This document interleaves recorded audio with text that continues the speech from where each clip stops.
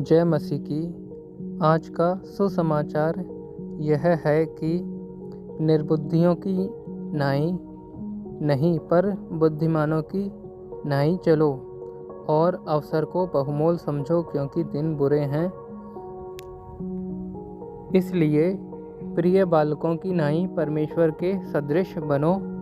इफिसियों के अध्याय 5 के अनुसार प्रेम में चलो, जैसे मसीह ने भी तुमसे प्रेम किया और हमारे लिए अपने आप को सुखदायक सुगंध के लिए परमेश्वर के आगे भेंट करके बलिदान कर दिया।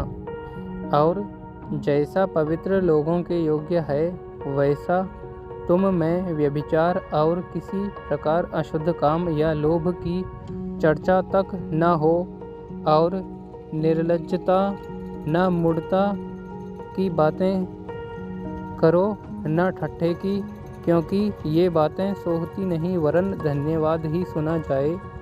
क्योंकि तुम यह जानते हो कि किसी व्यभिचारी या अशुद्ध जन या लोभी मनुष्य की जो मूरत पूजने वाले के बराबर है, मसीह और परमेश्वर के राज्य में मीरास नहीं।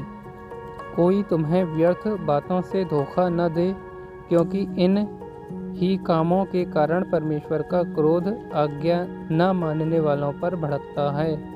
इसलिए तुम उनके सहभागी न हो, क्योंकि तुम तो पहले अंधकार थे, परंतु अब प्रभु में ज्योति हो।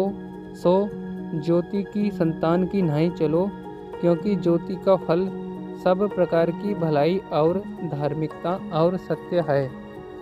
और यह परखो कि प्रभु को क्या भाता है, और अंधकार के निष्फल कामों में सहभागी न हो, वरन उन पर उलाहना दो, क्योंकि उनके गुप्त कामों की चर्चा भी लाज की बात है।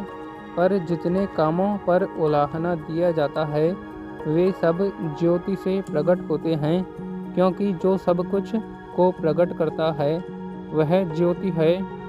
इस कारण वह कहता है, हे सोने वाले जाग, और मुर्दों में से जी उठ, तो मसीह की ज्योति तुझ पर चमकेगी।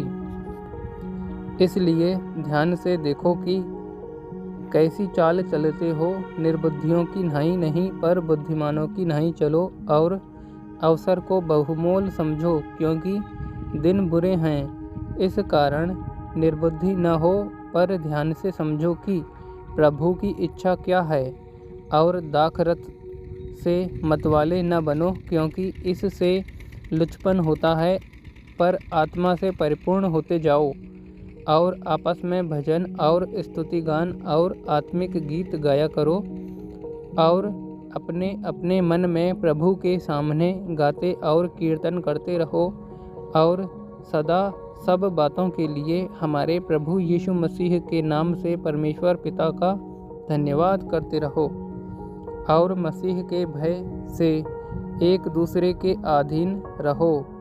हे पत्नियों, अपने अपने पति के ऐसे अधीन रहो जैसे प्रभु के, क्योंकि पति पत्नी का सिर है, जैसे कि मसीह कलीसिया का सिर है, और आप ही देह का उद्धार करता है। पर जैसे कलीसिया मसीह के अधीन है, वैसे ही पत्नियां भी हर बात में अपने अपने पति के अधीन रहें। हे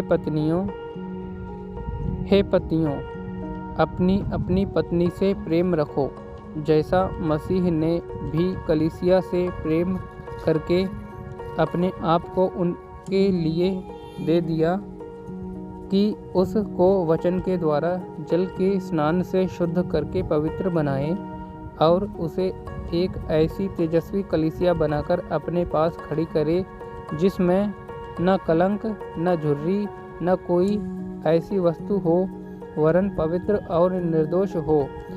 इसी प्रकार उचित है कि पति अपनी अपनी पत्नी से अपनी देह के समान प्रेम रखे। जो अपनी पत्नी से प्रेम रखता है, वह अपने आप से प्रेम रखता है, क्योंकि किसी ने कभी अपने शरीर से बैर नहीं रखा, वरन उसका पालन पोषण करता है, जैसा मसीह भी कलीसिया के साथ करता है, इसलिए कि हम उसकी देह के अंग हैं। इस कारण मनुष्य माता पिता को छोड़कर अपनी पत्नी से मिला रहेगा और वे दोनों एक तन होंगे। यह भेद तो बड़ा है, पर मैं मसीह और कलीसिया के विषय में कहता हूँ।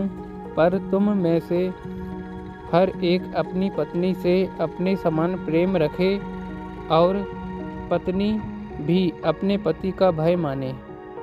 आमीन आमीन।